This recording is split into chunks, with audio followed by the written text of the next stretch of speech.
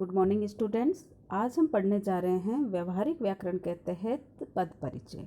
इसके पूर्व भाग में हमने सामान्य जानकारी ली तथा यहाँ पर हम विस्तृत जानकारी लेने का प्रयास करेंगे कि पद परिचय के अंतर्गत एक शब्दों का सार्थक समूह होता है जिसे वाक्य कहते हैं, और उसमें आए हुए प्रत्येक शब्द को व्याकरण के नियमों के तहत परिचित कराना पद परिचय के अंतर्गत आता है। जैसे वाक्य में तो क्या होता है, कर्ता, कर्म और क्रिया होती है। जो हमने एक वाक्य लिया है कि रमन केला खा रहा है, तो रमन यहाँ कर्ता है, केला यहाँ कर्म है, खा रहा यहाँ क्रिया है। तो ये तो एक वाक्य है जो सार्थक समूह का योग के रूप में पूरा अर्थ दे रहा है, और इसका जब हम व्याकरणिक विषयों के आधार पर परिचित कराते हैं तो वह हमारा पद परिचय कहलाता है। क्योंकि पद परिचय के अंतर्गत जो सूचनाएं दी जाती है वो है कि वाक्य में जो एक एक शब्द आता है वह पद के रूप में पद परिचय के अंतर्गत आता है ना। और वो पद परिचय के अंतर्गत प्रत्येक शब्द की गुण और विशेषताएं हम बताएंगे, और उन गुण और विशेषताओं को हम व्याकरण के विषयों के आधार पर परिचित कराते हैं। फिर वाक्य में आए हुए जो अन्य शब्द हैं उनका संबंध भी स्थापित करके हम उसे स्पष्ट करते हैं। तो ये जो सारी सूचनाएं जब हम एक पद से जुड़ी हुई व्याकरण के नियमों के अंतर्गत देते हैं तो वो सारी सूचनाएं पद परिचय के अंतर्गत मानी जाती है। इस आधार पर हम पद परिचय की जो परिभाषा है उसे इस रूप में समझते हैं कि वाक्य में आए हुए जो शब्द होते हैं वही पद कहलाते हैं।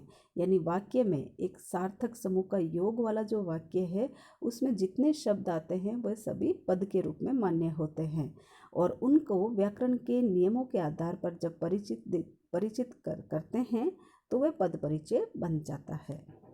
और अब यहाँ पर हम जानेंगे कि ये क्या क्या परिचित और कौन कौन से विषय उठाकर हम अपने बात को स्पष्ट करते हैं। तो सबसे पहले हमारा व्याकरण का जो विषय है उसकी शुरुआत संज्ञा से होती है, और संज्ञा यानी किसी का नाम और पहचान। जब व्यक्ति को नाम और पहचान व्याकरण के नियमों के आधार पर संज्ञा के रूप में ही दी जाती है। और संज्ञा के जो 3 भेद है, व्यक्तिवाचक, जातिवाचक और भाववाचक, तो उस शब्द को इन तीनों रूपों में से कोई एक है तो उस रूप में हम स्पष्ट करते हैं। फिर वो संज्ञा लिंग के रूप में अपनी पहचान रखती है, वो भी हम वहाँ स्पष्ट करेंगे कि वो स्त्रीलिंग के रूप में है या पुल्लिंग के रूप में है। फिर हम ये देखते हैं कि उसमें एक वचन की बात हो रही है या बहुवचन की बात हो रही है। तो ये सारी जानकारी भी हम उस पद से जुड़ी हुई वहाँ देते हैं। और फिर उसमें कारक चिन्ह है जिसके 8 भेद होते हैं, उनसे भी उनको परिचित कराते हैं। क्योंकि कारक चिन्हों के बिना हमारा कोई भी वाक्य पूर्णता की ओर नहीं बढ़ता है। ये पदसर्ग भी कहलाते हैं, और ये वाक्य को एक बंधा हुआ पूर्ण आकार प्रदान करते हैं। और इन सबको हम संज्ञा पद के अंतर्गत परिचित कराते हैं तो वह संज्ञा का पद परिचय बन जाता है। उसके बाद हमारा सर्वनाम का पद परिचय कराएंगे, तो उसके अंतर्गत सबसे पहले कोई भी जो सर्वनाम शब्द आया है, और सर्वनाम शब्द से तात्पर्य क्या है कि जो शब्द संज्ञा के स्थान पर प्रयुक्त होता है वही सर्वनाम होता है। इसलिए जब हमें समझ में आ जाता है कि ये शब्द है ये हमारा सर्वनाम का है, तो हम सबसे पहले सर्वनाम के जो 6 भेद होते हैं उनके अंतर्गत उस शब्द को रखने का प्रयास करेंगे। फिर उस शब्द से जुड़ा हुआ लिंग भी हम स्पष्ट करेंगे कि वो स्त्रीलिंग है या पुल्लिंग है, और फिर उसे वचन के रूप में रखेंगे कि एक वचन बन रहा है या बहुवचन बन रहा है। इन सब की बारीकी से हम वहाँ पर जानकारी देते हुए कारक चिन्हों से उस वाक्य को पूर्णता की ओर ले जाने का प्रयास करते हुए परिचित कराएंगे। इसी आधार पर आगे हमारा जो व्याकरण का विषय बनता है वो है विशेषण। तो उसका अब जब परिचित कराते हैं तो विशेषण की परिभाषा क्या है, संज्ञा और सर्वनाम की विशेषता बताना। यानी विशेषता बताई किसकी जाएगी, संज्ञा और सर्वनाम शब्दों की ही। और जब हम उन शब्दों को पहचान लेते हैं कि ये हमारे संज्ञा और सर्वनाम की विशेषता बताई जा रही है, तो सबसे पहले हम विशेषण के भेदों के बारे में वहाँ पर बातचीत करेंगे। तो विशेषण के 4 भेद हैं, उनमें से हमें जो भी समझ में आ रहा है वो भेद वहाँ पर लिखेंगे। उसके बाद उसमें से उन भेदों से जुड़ा हुआ जो लिंग है उसको स्पष्ट करेंगे कि यहाँ पर ये बात स्त्रीलिंग से जुड़ी हुई है या पुल्लिंग से, और वही फिर वहाँ पर वचन से जुड़ी हुई बात लिखते हुए विशेषण का पद परिचय पूर्ण करने का प्रयास किया जाता है। आगे है कि ये 4 विषय जुड़ने के बाद आपकी क्रिया यानी क्रिया जो वाक्य की पूर्णता की ओर लेकर जाती है, वाक्य को पूरा अर्थ देती है। तो क्रिया यानी काम करने का तरीका क्रिया के अंतर्गत आता है। तो जब हमें शब्द का रूप पता चल जाता है कि ये यहाँ पर क्रिया का कार्य कर रहा है, तो उन शब्दों को हम अलग निकालेंगे और क्रिया के जो प्रमुख भेद है सकर्मक अकर्मक, उसमें से किसी एक को लिखते हुए उसे लिंग से जोड़ेंगे कि एक लिंग है या पुल्लिंग है या वहाँ पर स्त्रीलिंग है। फिर उसको वचन से जोड़ेंगे कि एक वचन है या बहुवचन है। और क्रिया से ही हम वाच्य जिसका अध्ययन हम कर चुके हैं वाच्य का पता लगा सकते हैं। तो उसमें कर्तृवाच्य हैं, भाववाच्य हैं या कर्मवाच्य हैं, वो भी वहाँ पर हम एक रूप लिख सकते हैं। क्योंकि हम जब किसी को परिचित कराते हैं तो कम से कम हमें 3 बातें वहाँ लिखनी होती है। और उसके बाद एक मुख्य बात जो क्रिया के साथ जुड़ती है वो है काल। और काल जो 3 भागों में बटा हुआ है, भूतकाल, वर्तमान और भविष्य। तो ये क्रिया से ही हमें पता चलता है कि ये जो लिखा गया सेंटेंस या वाक्य है ये कौन से समय की बात कर रहा है। तो ये बात हम क्रिया के आधार पर स्पष्ट करते हुए उसको परिचित कराते हैं। उसके बाद आता है क्रिया की विशेषता, यानी हमारी जो अव्यय यानी अविकारी के रूप में जो हमारे 4 विषय माने गए हैं उनको भी हमें यहाँ पर व्यक्त करना पड़ता है।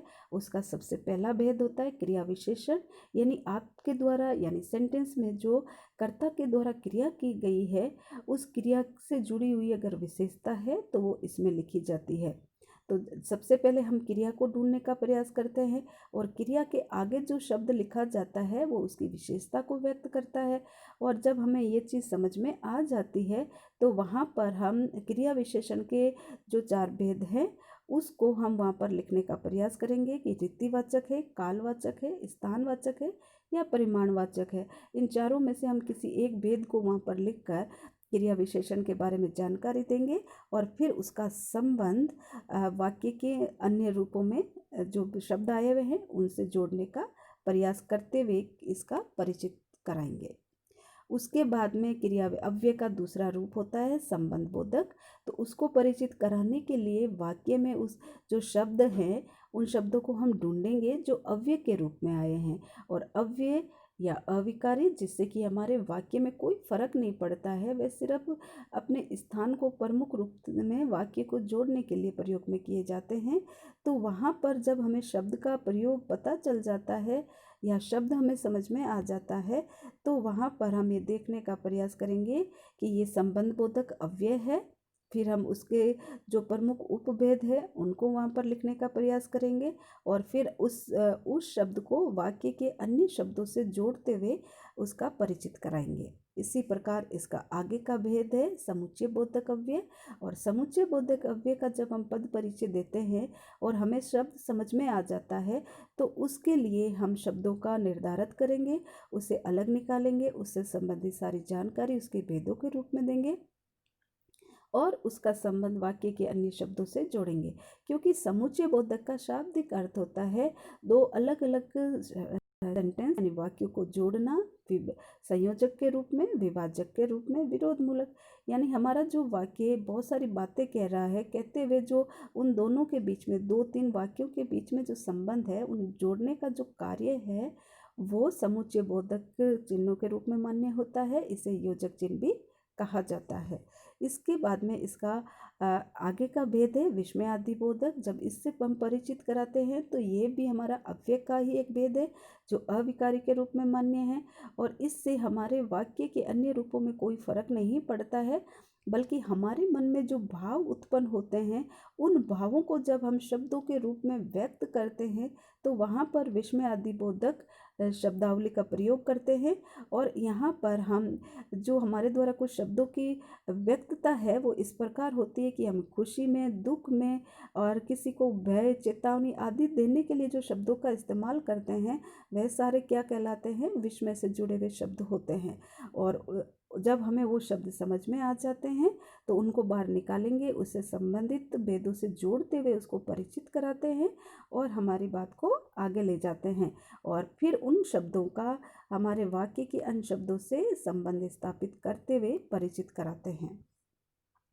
अब यही सारी बातें हम विभिन्न उदाहरणों के माध्यम से यहाँ समझने का प्रयास करेंगे, जिसमें हमने पहला उदाहरण लिया है संज्ञा के रूप में। अगर हमारे सामने लिखा आया है कि कोई संज्ञा पद का परिचय दीजिए, जैसे हमारे पास सेंटेंस है सरला पुत्री के पास नोएडा आई, तो यहाँ पर सरला ये आपका स्त्रीलिंग संज्ञा शब्द है, इसको हम यहाँ परिचित कराएंगे। तो सरला किसी का नाम है, पहचान है, तो पहचान के साथ में तुरंत वहाँ पर लिखा जाएगा व्यक्तिवाचक संज्ञा हो जाएगा। और उसके बाद में यह सरला एक स्त्रीलिंग शब्द की ओर स्पष्ट हो रहा है। फिर ये सरला क्रिया से हमें पता चल रहा है एक वचन के रूप में है, और ये कर्ता कारक भी है, यानी आई क्रिया करने वाला कौन है, सरला है, इसलिए ये कर्ता के रूप में भी मान्य है। और इसी सेंटेंस में नोएडा शब्द है, वह भी हमारा व्यक्तिवाचक संज्ञा के रूप में है, और नोएडा एक स्थान से जुड़ा हुआ है, तो ये पुल्लिंग है, एक वचन है। तो इस प्रकार हमारे वाक्य में आए हुए संज्ञा शब्दों को ढूंढना और उससे परिचित कराना पद परिचय के अंतर्गत आता है।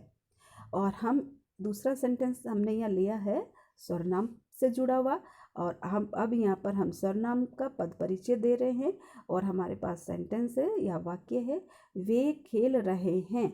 तो वे यहाँ बहुवचन के रूप में कार्य कर रहा है, ये हमें आसानी से पता चल रहा है किससे, कि वे अपने आप में बहुवचन है, और इसकी पूर्णता क्रिया से स्पष्ट हो रही है, जिस पे है के पास में बिंदी का प्रयोग किया गया है।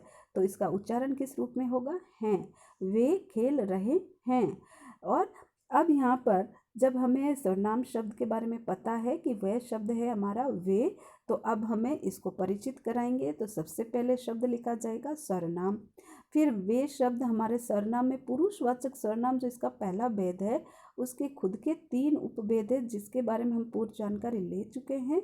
तो उसके अंतर्गत जो तीसरा भेद है अन्य पुरुष, उसमें ये बात आती है, क्योंकि प्रथम पुरुष तो है मैं हम आदि, यानी स्वयं के बारे में बात करना, दूसरा हम सामने वाले से जो बात करते हैं तुम तुम्हारे आदि, और तीसरा जब हम किसी अन्य के बारे में बात करते हैं तो वहाँ पर वे या वह शब्द आदि का प्रयोग किया जाता है। अब यहाँ पर देखिए ये वाक्य पूर्णता की ओर है, तो यहाँ पर हम बहुवचन और पुल्लिंग शब्दावली का प्रयोग करके हमारी बात को स्पष्ट कर रहे हैं, क्योंकि ये वे शब्द क्रिया का कर्ता भी है। अब आगे हम इससे परिचित कराते हुए हमारी बात को स्पष्ट कर रहे हैं कि हम आगे का सेंटेंस देखेंगे विशेषण पद परिचय। और विशेषण पद परिचय के अंतर्गत हमने एक सेंटेंस लिया है राम ने नई पुस्तकें खरीदी। तो यहाँ पर हमारा जो ये विशेषण है, क्योंकि विशेषण की परिभाषा क्या होती है, परिभाषा होती है पुस्तक, परिभाषा विशेषण की परिभाषा है संज्ञा या सर्वनाम शब्दों की विशेषता बताना। संज्ञा और सर्वनाम शब्दों की जिसके अंतर्गत विशेषता बताई जाती है वो क्या कहलाता है, विशेषण कहलाता है। तो यहाँ पर हमारी संज्ञा शब्द कौन से हैं, पुस्तकें। तो पुस्तकों की विशेषता क्या लिखी गई है, नई शब्द। अब नई शब्द हमने इसको विशेषण के रूप में रखते हुए इसका परिचय दिया है, और वो परिचय किस रूप में है कि सबसे पहला लिखा जाएगा विशेषण, फिर विशेषण का उपभेद है गुणवाचक विशेषण। अब नई शब्द यहाँ पर क्रिया से स्पष्ट हो रहा है कि स्त्रीलिंग के रूप में आ रहा है, और फिर हमारी क्रिया ही हमें ये बता रही है, और शब्द से भी स्पष्ट हो रहा है कि यहाँ पर बहुवचन की बातें हो रही है। तो हमने आगे यहाँ बहुवचन की बात भी लिख दी है, और संबंध क्या हो गया है, पुस्तक हमारे यहाँ पर संज्ञा के रूप में है जो राम से जुड़ी हुई है। तो ये सारी बातें हम एक सेंटेंस का परिचित कराते समय लिखी जाती है। अब हमारे आगे का सेंटेंस है क्रिया का पद परिचय, और क्रिया पद परिचय के अंतर्गत हमारा शब्द है मिहिरा तारा को पत्र लिख रही है।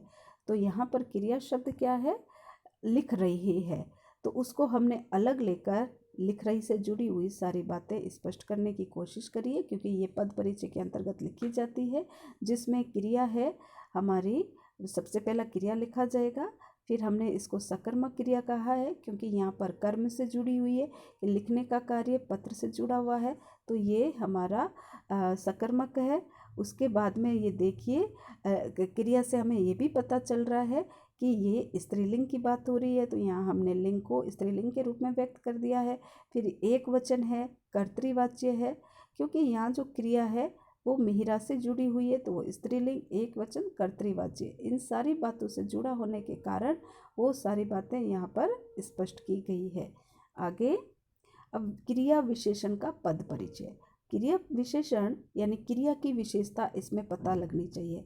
तो आप देखिए हमारे यहाँ पर कर्ता है गुलाबो, उसके द्वारा काम क्या किया जा रहा है, सफाई का, और वो काम कर किस रूप में रही है वो हमें यहाँ जानना है। और वो काम है यहाँ पर देखिए सफाई का, और करने का तरीका क्या है, वो काम धीरे धीरे कर रही है, यानी काम करने का तरीका उसका किस प्रकार का है, धीरे धीरे का। तो वो धीरे धीरे करने का तरीका है वो क्रिया विशेषण के अंतर्गत आता है। और वो काम कर रही है तो यहाँ पर उसके तरीके को बारे में पता चल रहा है, इसलिए इसे हमने रीति के रूप में लिखा है।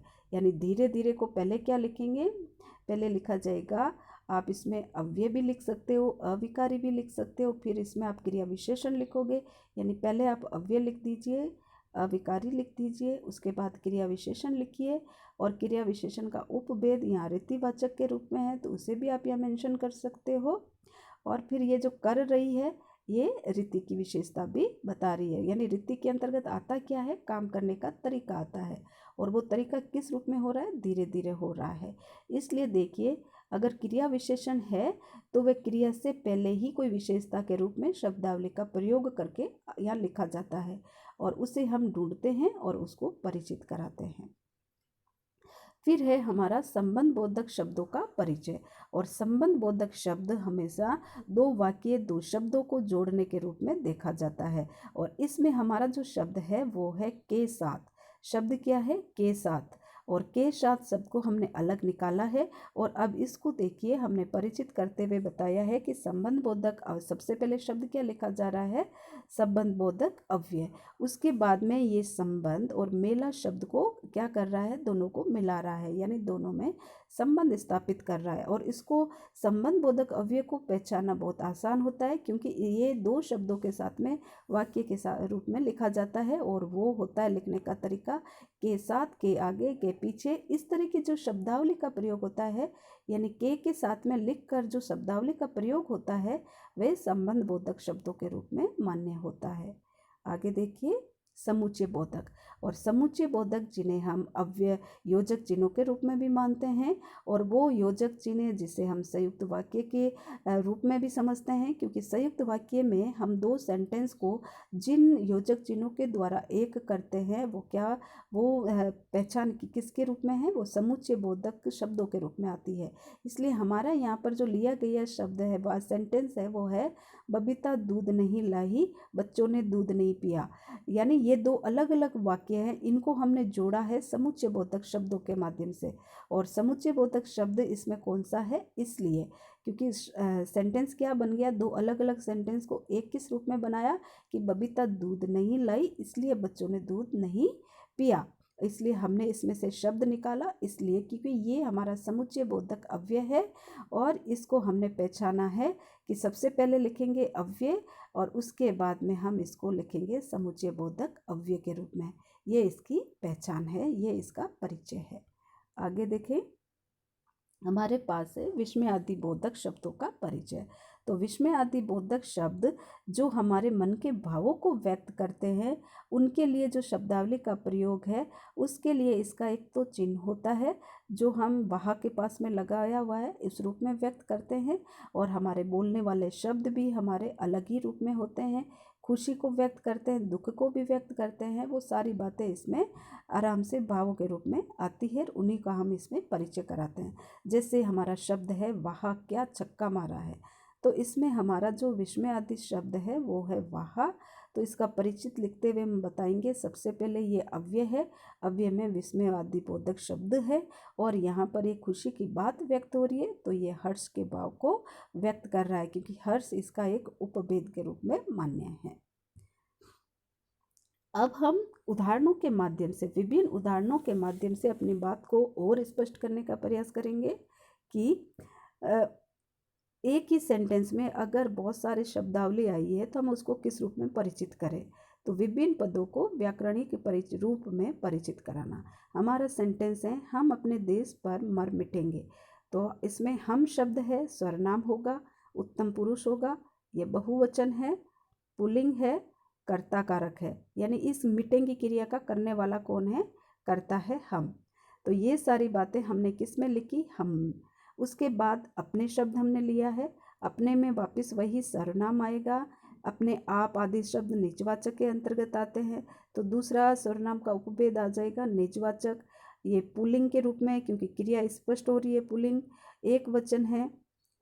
और यहाँ पर संबंध कारक देश से संबंध स्थापित कर रहा है। और यहाँ पर ये क्रिया आगे हमारा जो सेंटेंस आएगा, आगे हमारा जो पद है वो देश पर है। तो यहाँ पर ये दो देश शब्द संज्ञा के अंतर्गत जाएगा, जातिवाचक है, पुल्लिंग है, एक वचन है, और यह उस अधिकरण कारक के रूप में मान्य है। तो इस तरह से हम साथ में आने पर इन सबको परिचित कराते हैं और उसको अलग अलग रूपों में परिचित कराते हुए अपने वाक्य की पूर्णता स्पष्ट करते हैं। उसके बाद में हमारा सेंटेंस है, कोई लड़का बाहर खड़ा है। तो यहाँ पर ये हमारा लड़का शब्द है वो संज्ञा से जुड़ा हुआ है और संज्ञा से पहले कोई शब्द आया है। तो हमें एक जो डेफिनेशन है, परिभाषा है विशेषण की, उसको दिमाग में रखना होगा कि संज्ञा शब्दों के विशेषता है, संज्ञा शब्दों की विशेषता है, वहाँ पर हमारा विशेषण आता है और सर्वनाम आता है संज्ञा के स्थान पर। तो यहाँ पर कोई और लड़का, तो लड़का तो क्या है, यहाँ पर संज्ञा शब्द है और संज्ञा से पहले क्या आया है? कोई शब्द का इस्तेमाल हुआ है। तो ये सार्वनामिक विशेषण को व्यक्त कर रहा है। यानी कोई की पद परिचय क्या होगा? विशेषण और सार्वनामिक विशेषण, एक वचन, पुल्लिंग, और लड़का विशेष्य का विशेषण है। उसके बाद में लड़का है, तो लड़का पहले आएगा संज्ञा, जातिवाचक, एक वचन, पुल्लिंग और कर्ता कारक। और ये जो खड़ा क्रिया है उसका करने वाला भी है। फिर बाहर स्थानवाची क्रिया विशेषण है, यानी बाहर खड़ा है। खड़ा क्या है? इसमें क्रिया है और क्रिया की विशेषता यहाँ पर बताई जा रही है। तो बाहर क्रिया विशेषण के रूप में ये मान्य है। और खड़ा शब्द है, क्रिया अकर्मक है, एक वचन और पुल्लिंग से जुड़ी हुई है यहाँ पर। और बाहर आप देख सकते हो खड़े से पहले है, खड़े रहने की विशेषता है, तो यहाँ क्रिया विशेषण का रूप माना गया है। आगे वाला जो सेंटेंस लिया गया है, ईमानदार व्यक्ति की सदा विजय होती है। तो वापस देखिए, व्यक्ति आपका संज्ञा से जुड़ा हुआ है, जातिवाचक संज्ञा से जुड़ा हुआ है और उससे पहले एक शब्द लिखा गया है, तो यहाँ पर भी विशेषण के रूप में ये मान्य है। तो ईमानदार को हम किस रूप में लेंगे? विशेषण, गुणवाचक विशेषण, एक वचन और पुल्लिंग के रूप में लिखा गया है। फिर व्यक्ति को लिया है, तो व्यक्ति आपकी संज्ञा है, जातिवाचक है, एक वचन है और पुल्लिंग के रूप में इसको स्पष्ट किया गया है। सदा, सदा विजय आपकी क्रिया से जुड़ी हुई है, तो ये वापस क्रिया विशेषण के रूप में है और समय को बता रही है। उसके बाद विजय भाववाचक, देखिए संज्ञा, भाववाचक संज्ञा है, स्त्रीलिंग है, एक वचन है। तो यहाँ पर ये जो विभिन्न शब्दों का जो परिचय है वो पद परिचय के अंतर्गत स्पष्ट किया जाता है। अब हम एक ही शब्दों को अलग अलग रूपों में किस प्रकार जान सकते हैं, उसके कुछ उदाहरण यहाँ देखने का प्रयास करेंगे कि प्रयोग की विशिष्टता के कारण पद परिचय में भी भिन्नता आ जाती है। तो यहाँ पर हमने एक शब्द लिया है अच्छा, और अच्छा शब्द के लिए अलग अलग हमने सेंटेंस लिखे हैं। सबसे पहले संज्ञा के अंतर्गत अगर हम अच्छा शब्द की लिखेंगे या समझाएंगे तो क्या होगा? अच्छों की संगति करो। यानी यहाँ अच्छा शब्द किस रूप में आया है? कर्ता के स्थान पर आया है, संज्ञा के स्थान पर आया है। तो यहाँ पर अपन देखते ही किसी शब्द को प्रयोग नहीं कर सकते जब तक कि उसको पूर्णतः आप नहीं समझ सकते हो। और अगर आपको पद परिचय को अच्छे से समझना है तो इसके साथ वाले शब्दों से उसका तालमेल, संबंधों को पहचानना आना चाहिए। तो यहाँ संज्ञा से जुड़ा हुआ है अच्छों की संगति, तो यहाँ पर अगर समझोगे तो ये कर्ता के स्थान पर है और लिखा गया है, तो इसलिए यहाँ पर ये संज्ञा के रूप में है। फिर है विशेषण से जुड़ा हुआ अच्छे का प्रयोग। बालक वापिस संज्ञा आ गया, संज्ञा से पहले अच्छा लिखा हुआ है तो ये बालक की विशेषता बता रहा है। अच्छा शब्द, अच्छा बालक सबको प्रिय लगता है तो ये बालक की विशेषता है, तो यहाँ पर अच्छे के रूप में प्रयोग हुआ है। फिर देखिए वही अच्छा क्रिया विशेषण के रूप में भी आएगा। गाना, उसने अच्छा गाया, गाया यानी गाना है, और गाना किस रूप में है, अच्छा गाया गया है। यानी शब्द को समझने के लिए उसके पड़ोसी से संबंध स्थापित करना जरूरी है, यानी हमें पड़ोसी की अच्छे से जानकारी होना जरूरी है, तभी हम पद परिचय को अच्छे से जान सकते हैं। तो इसमें गया शब्द क्रिया से जुड़ा हुआ है और क्रिया की विशेषता अच्छे के रूप में आई है, इसलिए यहाँ पर ये क्रिया विशेषण के रूप में है। और फिर देखिए ये विस्मय के रूप में भी आ गया है। अच्छा, ये बात है, यानी ये कोई आश्चर्य से जुड़ी हुई सेंटेंस के रूप में लिखा गया है, इसलिए अच्छा ये विस्मय के रूप में भी यहाँ प्रकट हो रहा है। यानी वाक्य को देखते ही आप तुरंत पद परिचय के रूप में नहीं लिख सकते जब तक कि वाक्य में आए हुए अन्य शब्दों की जानकारी आपको नहीं हो। आगे हमने लिया है कोई शब्द, यानी कोई शब्द को दो अलग अलग आपके व्याकरण के नियमों के तहत जानने का प्रयास कर रहे हैं हम। कि सर्वनाम, कोई मिलने आया है, तो यहाँ सर्वनाम में कोई अनिश्चय के रूप में है, तो ये सर्वनाम के रूप में आया है। और दूसरा है विशेषण, और विशेषण में देखिए संज्ञा से पहले लिखा हुआ है। कोई लड़का खड़ा है, तो लड़का संज्ञा है, उससे पहले कोई शब्द लिखा हुआ है, तो ये कोई यहाँ पर विशेषण के रूप में स्पष्ट हो रहा है। फिर आगे देखिए हमने शब्द लिया है बहुत, और बहुत हो चुका, ये हमारा एक तरह से सर्वनाम के रूप में हमने स्पष्ट करा है, सर्वनाम की स्थान के रूप में लिखा गया है। और वहीं देखिए विशेषण में बहुत का प्रयोग किस रूप में है कि लोग वापस देखिए कि वहाँ बहुत लोग जमा थे, तो लोग क्या है, संज्ञा है, संज्ञा से पहले क्या लिखा हुआ है, बहुत लिखा हुआ है, तो यहाँ लोगों की विशेषता है, तो ये किस रूप में आ रहा है, विशेषण के रूप में है। अब आगे देखिए क्रिया विशेषण में भी बहुत का प्रयोग होता है। रोना क्या है, क्रिया है, और क्रिया किस रूप में हुई है, बहुत रूप में हुई है, तो ये बहुत यहाँ किस रूप में पहचान रख रहा है, क्रिया विशेषण के रूप में। यानी आप आसानी से शब्द को देखकर नहीं बता सकते कि ये शब्द किस रूप में आया है जब तक कि आप उसके पड़ोसी के बारे में जानकारी नहीं रखते हो। इसलिए वाक्य में आए हुए सभी शब्दों की गहराई से जानकारी ही पद परिचय के अंतर्गत आती है। आगे हमारा जो शब्द लिया गया है वह है यह, और यहाँ देखिए सबसे पहले यह सर्वनाम से जुड़ा हुआ है, यह मेरा घर है, तो यहाँ पर देखिए यह है मेरा घर, तो ये जो सेंटेंस है इसमें है थोड़ा गलत रूप में इस्तेमाल हुआ है, और सेंटेंस क्या लिखा जाएगा, यह मेरा घर है, तो यहाँ पर देखिए है को कट कर दीजिए बीच वाले को, और सेंटेंस पढ़ेंगे यह मेरा घर है, तो यहाँ पर सेंटेंस आपका किस रूप में है, सर्वनाम के रूप में है। और दूसरे वाले में देखिए यह घर मेरा है, तो विशेषण तो अब आसानी से पहचान में आने लग गया होगा, क्योंकि ये तो संज्ञा से पहले जो भी शब्द आएगा वो क्या अलग बन जाएगा, वो बन जाएगा विशेषण। जैसे इसमें भी क्या है, घर क्या है, संज्ञा है, और संज्ञा से पहले क्या है, यह है, तो ये सार्वनामिक विशेषण के रूप में यहाँ प्रयोग हुआ है। फिर है हमारे पास एक शब्द है कुछ, तो कुछ के भी हमने दो सेंटेंस बनाए हैं, दो विषय लेकर आए हैं। पहला है विशेषण, तो वही देखिए वापिस संज्ञा से पहले कुछ आया है, तो ये विशेषण के रूप में है, क्योंकि संज्ञा है तो विशेषण है, संज्ञा से पहले कोई भी शब्द आ रहा है तो वहाँ क्या है, विशेषण है, ये भी सार्वनामिक विशेषण के अंतर्गत आया है। और दूसरा क्रिया विशेषण है, पढ़ लो, किससे जुड़ा हुआ है, क्रिया से जुड़ा हुआ है, और इसमें पढ़ से पहले क्या है, कुछ है, तो ये क्रिया की विशेषता बता रहा है। तो इस प्रकार यहाँ पर ये सेंटेंस क्रिया विशेषण के रूप में है। और अब आगे वाला है हमारा एक सेंटेंस शब्द लिया गया है साथ, तो पहले हमने इसको किस रूप में लिया है, क्रिया विशेषण के रूप में। खेलने की क्रिया है, उसके साथ सात शब्द लिखा है, खेलना क्रिया है, उससे पहले सात शब्द लिखा हुआ है, तो अपने आप आसानी से शब्द देखते सेंटेंस को देखते ही शब्द पहचान में आ रहा है कि यहाँ खेलने की क्रिया से ये शब्द जुड़ा हुआ है, इसलिए ये क्रिया विशेषण है। और दूसरे में देखिए के शब्द के साथ में आया है, तो अपने आप यहाँ आसानी से समझ में आएगा कि यह संबंध बोधक है, क्योंकि साथ के साथ में के शब्द का भी प्रयोग है।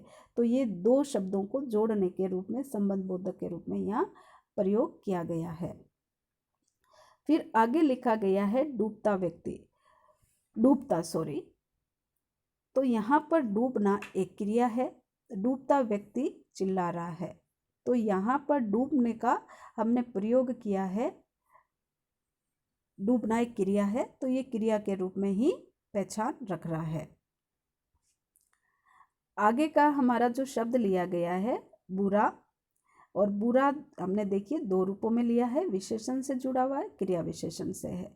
तो वापिस विशेषण है तो संज्ञा है ही, तो संज्ञा क्या है? व्यक्ति, और व्यक्ति की पहचान क्या है? बुरे से जुड़ी हुई है। तो यहाँ पर विशेषण के रूप में बुरे का प्रयोग है, दूसरे में क्रिया विशेषण है, क्योंकि किया क्रिया के रूप में है, और किस प्रकार की क्रिया है? अच्छी क्रिया नहीं है, यानी बुरी क्रिया करी है। तो बुरा यहाँ पर किस रूप में लिया गया है? बुरे के रूप में क्रिया विशेषण है। तो इस प्रकार आप शब्द का जो पड़ोसी है उससे देकर अपनी बात बहुत आसानी से यहाँ पद परिचय के रूप में समझा सकते हो। आगे बुरा शब्द से हमने जुड़े हुए दो शब्द और लिए हैं, दो सेंटेंस और लिए हैं कि आदमी, देखिए आदमी क्या है? संज्ञा है, उससे पहले उसकी पहचान है, तो वो किस रूप में जा रही है? विशेषण के रूप में। और सोचना क्रिया है, तो सोचना क्रिया है, तो उस क्रिया को जब साथ में लिखा जा रहा है तो वहाँ पर देखिए क्रिया विशेषण का प्रयोग हो रहा है। और तुमने बहुत बुरा सोचा, सोचना क्रिया है, और वो सोचा किस रूप में जा रहा है? बुरा सोचा जा रहा है, इसलिए यहाँ पर ये क्रिया विशेषण के रूप में लिया गया है। और आगे एक और हमने शब्द लिया है कम, और देखिए वापस विशेषण है। खाना क्या है? विशेषण, और खाने से पहले विशेषता क्या है? कम, तो ये विशेषण के रूप में जा रहा है। और क्रिया विशेषण देखिए आपका बोलना क्रिया से जुड़ा हुआ है, और किस प्रकार बोलना है? कम है, तो क्रिया विशेषण है। तो ये दो बात आप बहुत आसानी से यहाँ समझ सकते हो। अब यहाँ पर अब विशेषण के रूप में सीधे शब्द को इस्तेमाल किस रूप में हुआ है? लड़का, वापस देखिए तुरंत संज्ञा के रूप में है, और लड़के की पहचान क्या है? सीधे के रूप में। और क्रिया विशेषण क्या है? रहना, और रहने से पहले क्या आ रहा है? सीधा शब्द आ रहा है, तो ये क्रिया विशेषण के रूप में जा रहा है। और लास्ट में देखिए एक शब्द लिया गया है सर्वनाम से जुड़ा हुआ, और ये देखो ये है मेरी किताब है। यहाँ निश्चयवाचक है, यानी किताब से संबंध स्पष्ट रूप से किया जा रहा है। तो ये है मेरी किताब है, तो यह सर्वनाम है। और दूसरी देखिए किताब संज्ञा शब्द है, उससे पहले ये आया है, तो ये क्या हो जाएगा? आपका विशेषण बन जाएगा। यहाँ सार्वनामिक विशेषण की बात हो रही है। तो अब ये जो आपका पद परिचय, इसको वापस देखें, समझे, जो भी डाउट होता है आप बारीकी से वापस देखेंगे तो समझ में आएगा, और उदाहरणों से इसको स्पष्ट करें।